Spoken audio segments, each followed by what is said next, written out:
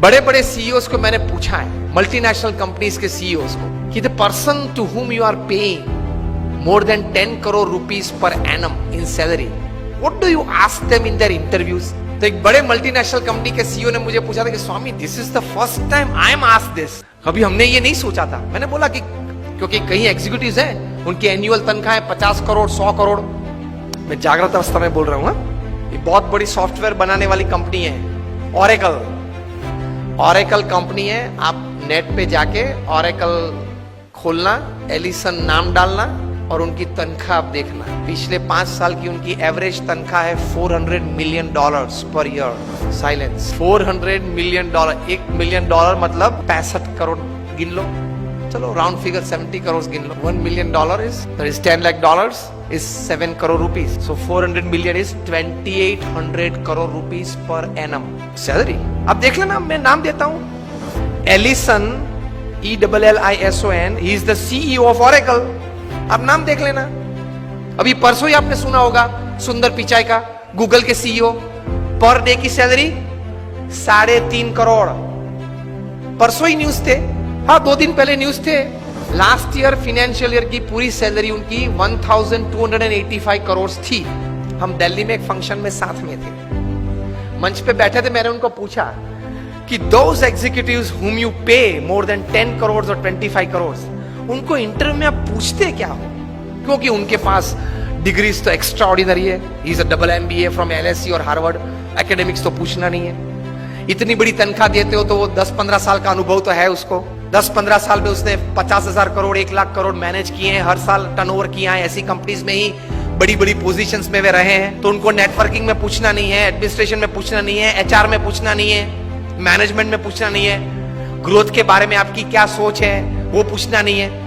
आप पूछते क्या हो उनको इंटरव्यू? उन्होंने मुझे एक बहुत अच्छी बात बताई कि स्वामी जी, इन कक्षा के लोगों को जिनको हम ये प्रकार की तनख्वाह देते हैं, उनको इंटरव्यू में एक ही प्रश्न पूछते हैं। I was like very surprised. मैंने बोला एक ही प्रश्न पूछते हो? कहाँ? और उनका उत्तर वे 20-25 मिनट तक देते हैं, तभी उत्तर पूरा बनता है। That was more surprising. I said what do you ask? He said, हम एक ही प्रश्न पूछते और ये पूछते हैं, describe a big failure in your life and how did you handle it. प्रश्न क्या पूछते हैं इन कक्षा के लोगों को? Describe a big failure in your life. आपके परफॉर्मेंस के बारे में हमें कुछ पूछना नहीं है कि मैं पहली कंपनी में था, वहां 200% सेल बढ़ा दिया, दूसरी कंपनी में था, वहां 500% ग्रोथ कर दिया। वो हमें नहीं सुनना है। वो था आप लोग सब जो यहां बैठे हो, जो इंटरव्यू वाले देने आए हो, जिनको हम ये तनख्वाह देने वाले, सबके पास ऐसी परफॉर्मेंस स्टोरीज है, ये कॉमन है, ये हमको नहीं पूछना है। पूछना क्या है? Describe a big failure of your life and how did you handle it. Simple. Performance से आपका कैलिबर का टेस्टिंग नहीं होता। वो तो किसी को भी चांस मिल जाता है, प्लेटफॉर्म मिल जाता है तो कूद लेता है। How did you handle failure? How did you handle a setback? How did you handle a fall in your life? That is important. क्योंकि अब रूटीन में जब हमारी अगर हमने आपको हायर कर लिया, रूटीन में हमारी कंपनी चलती होगी, तो आप तो अच्छा परफॉर्मेंस दिखाए नहीं वाले हो। लेकिन कंपनी में अगर बड़ी आफत आ गई तो आप क्या करोगे वो बताओ। बाकी तो आपकी जगह और कोई भी ये कंपनी चला लेगा। Isn't it a very important question? उसमें वो मल्टीनेशनल कंपनी के सीईओ ने मुझे बताया कि स्वामी, इसके उत्तर में उसको 20-25 मिनट हम देते हैं और उसमें भी हम ये जांच करते हैं कि किस प्रकार के विचार और प्रैक्टिसेस उसने अप्लाई किए, वो साइड में रखते हैं। किस प्रकार के एटीट्यूड्स उसने उस वक्त रखे, उस पे हम गौर रखते हैं। What we see in his answer is not what he thought during failure, not practicals what he applied to come out of that failure.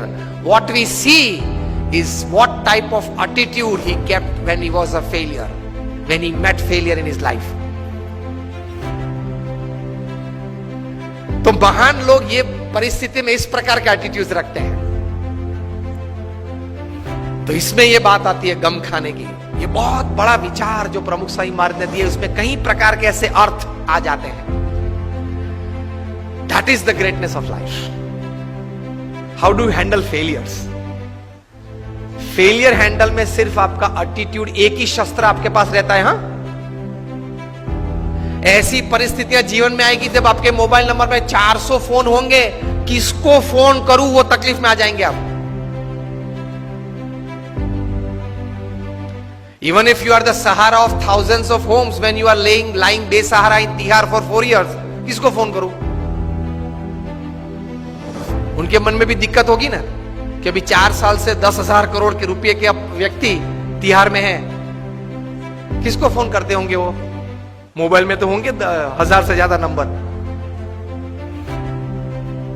आपके सिटी के, बेंगलोर के किंग ऑफ द स्काईज जब भारत छोड़ना पड़ा, तब भारत का पासपोर्ट नहीं यूज कर पाए, डिप्लोमेटिक पासपोर्ट पे भाग गए ना।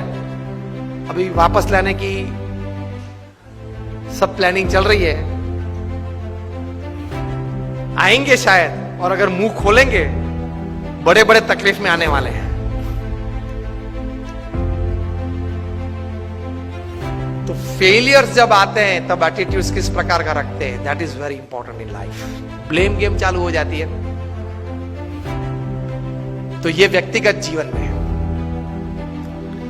तीसरा एक बात कार्य दृष्टि से कि कर्म करना हमारा अधिकार है, फल पे हमारा अधिकार नहीं है। If there are 100 things which are in your control that you can affect the end result, there are 1000 factors which are not in your control which can negatively affect the end result. Yes or no? आपने बड़ा अच्छा धंधा चालू कर दिया लेकिन government की policy बदल गई तो? आपने स्टैंड का धंधा चालू कर दिया और गवर्नमेंट ने कैप रख दी, क्या करेंगे? रख दी है, और कहीं कैप्स आने वाली है। मतलब there are thousands of factors which are not in your control which can actually affect the end result. इसलिए श्रीमद् भगवत गीता में भगवान श्री कृष्ण ने लिखा है कि you do your job in the best knowledge and the best practices that you have, and result Lord Krishna says I will decide. आपके पूर्व के जो कर्म हैं, आपने जिस भावना से वो कर्म किया है, जिस स्वार्थ से वो कर्म किया है, जिस एक दोनों को धक्का मार के आगे निकल गए हो, वो सब भी गिनती में तो लेना पड़ेगा ना। वो सब वो हिसाब से फाइनल रिजल्ट आता है। अगर ये बात को समझ ले तो आप कभी डिप्रेशन में नहीं आओगे, कभी स्लीपिंग पिल की आपको जरूरत नहीं पड़ेगी।